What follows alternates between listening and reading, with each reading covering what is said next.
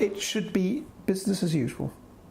That we still will be wanting students from all around the world. We currently take significant numbers from, as I say, from the European Union, as well as from other parts of the world.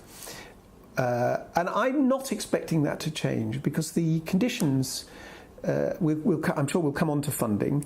Our national funding mechanisms are designed for UK nationals, mostly. The fact whether or not we're inside the European Union in terms of British funding sources is not really relevant. Where there is a question is what happens about the European Commission programmes. And nobody knows the answer to that. I'm optimistic that we will remain part of the Commission programmes in some way. It's certainly on our politicians' agenda that we should be part of the European Commission programmes and we should be able to collaborate, in which case it shouldn't make that much difference. The other area where it might make a difference is in the fees. You know, we have fees for students. Most students on most programmes, their fees are paid by the sponsor. It may be, we just don't know what's going to happen to the fees, whether they become the same as non-Europe or there's a special situation. It's, as I said, it's very volatile politically. But whatever happens, we will be looking for mechanisms by which, you know, the majority of students coming from a country like Italy will be funded students by some means, by European programmes, by British programmes. We have a very good charitable sector in the UK, which they don't really mind where the students come from, and industry, of course, likewise.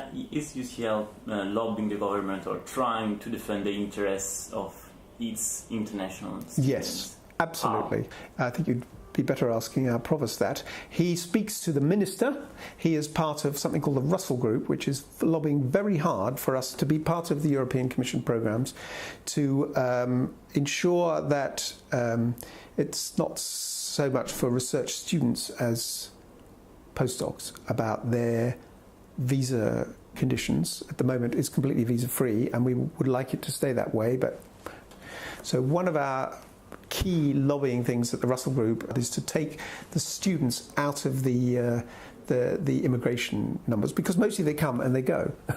So they're lobbying hard on that. So that's 3 fronts, and the 4th is on post-PhD, the ability to be able to stay for some years in employment.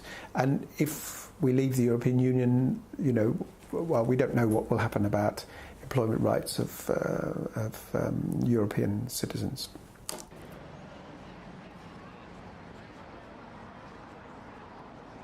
So it's important, but that's not the primary purpose of being involved in Commission programmes.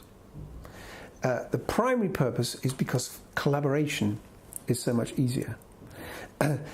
A lot of the big challenges we face can't be done by one group or even one university. You need groups of people together, and that's what has been so powerful through the European Union and its research programmes. We get together and it's very easy to collaborate.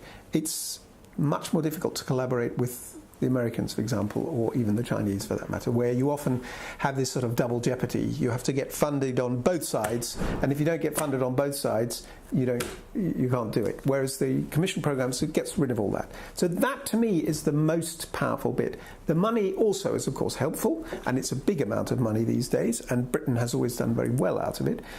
My guess is in the future, we will probably get out as much as we put in.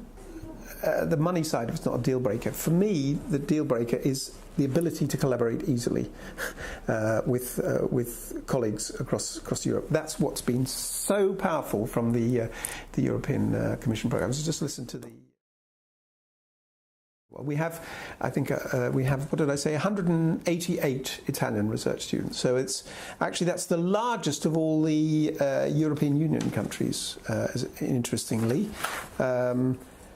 The biggest number, it's second only to China.